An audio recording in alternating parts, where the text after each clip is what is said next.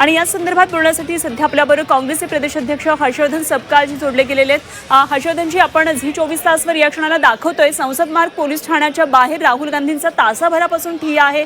Palette gun वापरण्यासंदर्भातला गुन्हा दाखल करून घ्यावा अशी त्यांची मागणी आहे।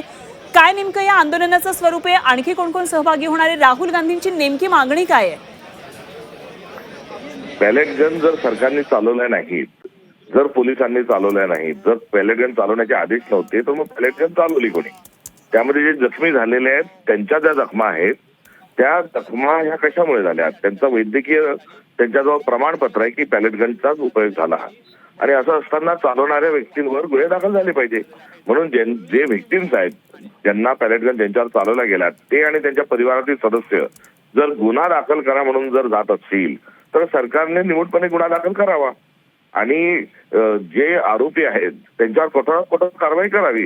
मात्र मोदी आणि शहा यांनी या संदर्भातले आदेश दिलेले असावेत म्हणून पोलीस जे आहेत ते कर्तव्य बजावण्यातून आता पळ काढत आहे आणि अशा वेळेस संविधानिक जर तरतुदीचं जर पालन होत नसेल तर सत्याग्रह केलाच पाहिजे आणि राहुल गांधी हे राष्ट्र अशा एका मागणी करता सत्याग्रहाच्या अनुषंगानं आंदोलनाला उभे राहिलेले आहेत। अगदी हर्षवर्धनजी, एक तासभर झाला तर राहुल गांधी या ठिकाणी पोहोचलेत, मात्र अजूनही तरी दखल घेतलेली दिसत नाहीये। काय नेमकी अपेक्षा आहे, कधीपर्यंत मग आता ही कायद्याची घेतल्या जात नाहीये? राहुल गांधींच्या आंदोलनाची दखल हा पूर्णतः शब्द आणि हा भाव चुकीचा आहे।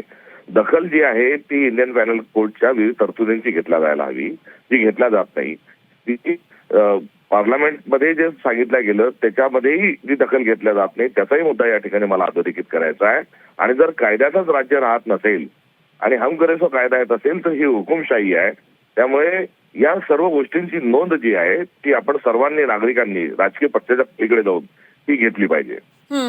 राहुल गांधी काही हा पहिल्यांदा मुद्दा खरं उपस्थित करत नाहीयेत। मला आठवतंय की ज्यावेळी विद्यार्थी आंदोलन झालं होतं त्यावेळी सुद्धा विद्यार्थ्यांना घेऊन त्यांनी पत्रकारांच्या समोर कसे व्रण आहेत विद्यार्थ्यांच्या अंगावर हे दाखवलेलं होतं, मात्र तेव्हा सुद्धा या संदर्भात कुठलंही उत्तर खरं तर पोलिसांकडून आलेलं नव्हतं। पण आता असं म्हटलं जात आहे, आरोप केले जात आहेत तुमच्या विरोधकांकडून, हा एक सियासी खेळ आहे, हे एक राजकारणासाठी टाकलेली वेगळीच चाल आहे असं त्यांचं म्हणणं आहे। हा ठिय्या आंदोलन म्हणजे पॅलेट गनच्या माध्यमातून जखमी झालेले, पाय तुटलेले, डोळा गमावून बसणारे लोक यांना न्याय मिळत नाही, यात कुठलं राजकारण आलं? घटना घडलेली आहे, गुन्हा घडलेला आहे, लोक जखमी झालेले आहे आणि प्रकार पोलीस केस दाखल करून घेत नसेल तर यात कुठलं आलं राजकारण?